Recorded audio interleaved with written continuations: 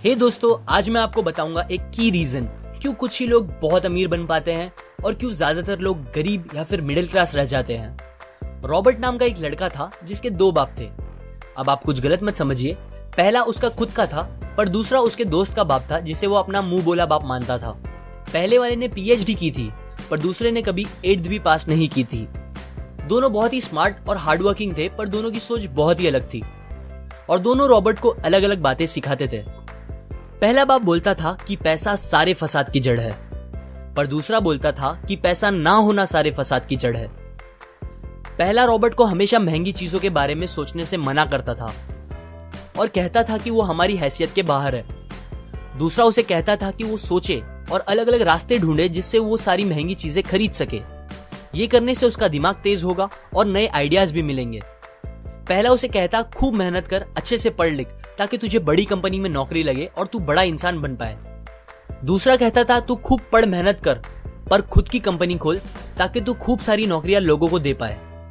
Robert के पास एक advantage था, उसने अपने दोनों बापों को अपनी अलग अलग सोच के साथ बढ़ते और उनकी तरक्की देखी। उसने अपना दिमाग लगाया और अपने दूसरे बाप की बातें मानी और फॉलो की, जो कि बाद में मायामी फ्लोरिडा का सबसे अमीर इंसान बना और उसकी सिखाई बातों से उसने खुद करोड़ों कमाए, जबकि उसका पहला बाप जिंदगी भर गरीब रह गया। सबसे इंपॉर्टेंट बातों में से एक बात जो रॉबर्ट ने अपने अमीर बाप से सीखी वो थी फाइनेंशियल लिटरेसी, जिसका मतलब है एसेट्स और लायबिलिटीज के बीच का डिफरेंस जानना। अब आप गौर से सुनिए, ये नॉर्मल कॉमर्स में सिखाए गए मीनिंग से थोड़ा अलग है। रॉबर्ट ने काफी इजी शब्दों में उसका मीनिंग बताया है, जो कि कुछ ऐसा है। एसेट्स कोई भी वो चीज होती है जो आपको पैसे बना के दे या फिर आपके जेब में पैसे डाले, और लायबिलिटीज वो चीजें होती है जो आपके जेब से पैसे ले ले या आपके पैसे खत्म करे। अमीर लोग इसीलिए अमीर होते हैं बिकॉज वो अपने एसेट्स बनाते हैं, जबकि मिडिल क्लास लोग बस लायबिलिटीज पे खर्च करते हैं। मिसाल के तौर पर रमेश और सुरेश नाम के दो दोस्त थे। दोनों सेम पोजीशन और सेम सैलरी पे काम करते थे। जब भी उन्हें सैलरी मिलती, रमेश अपनी सैलरी से नए कपड़े, नए गैजेट्स, नया फोन, बाइक या कार ऐसी चीजें खरीदता था जो उसे अमीर जैसा फील कराती थी।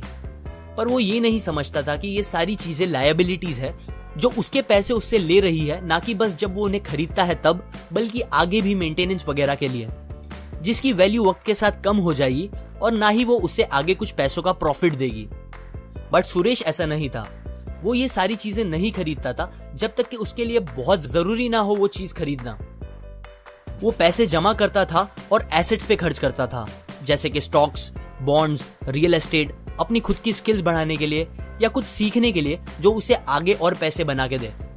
2 साल बाद सुरेश करोड़पति बन गया, जबकि रमेश वैसे का वैसा अपनी कम सैलरी को कोसता रह गया और कहता था कम सैलरी उसके मिडिल क्लास होने का रीजन है।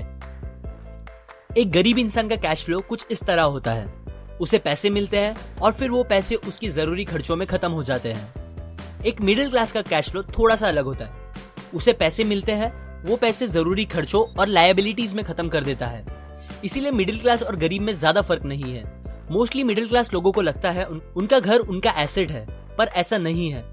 आपका घर आपको पैसे बना के नहीं देता अनलेस आप उसको भाड़े पे दो, जबकि अमीर लोगों का कैश फ्लो ऐसा होता है।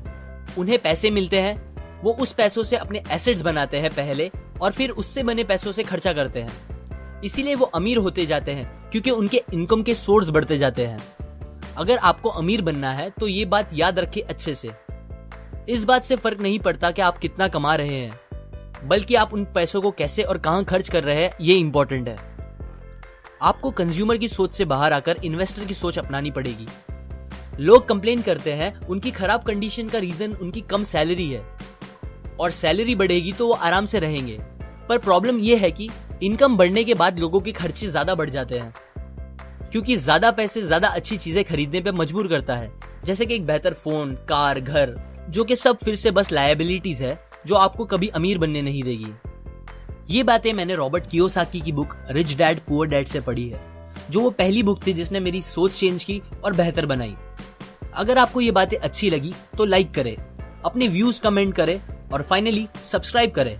मैं आपको ऐसी काम की बातें जो मैंने दुनिया के कुछ सबसे समझदार लोगों से सीखी है शेयर करूंगा, जो आपको सक्सेसफुल बनने में मदद करेगी। और आखिर में थैंक्स फॉर वॉचिंग।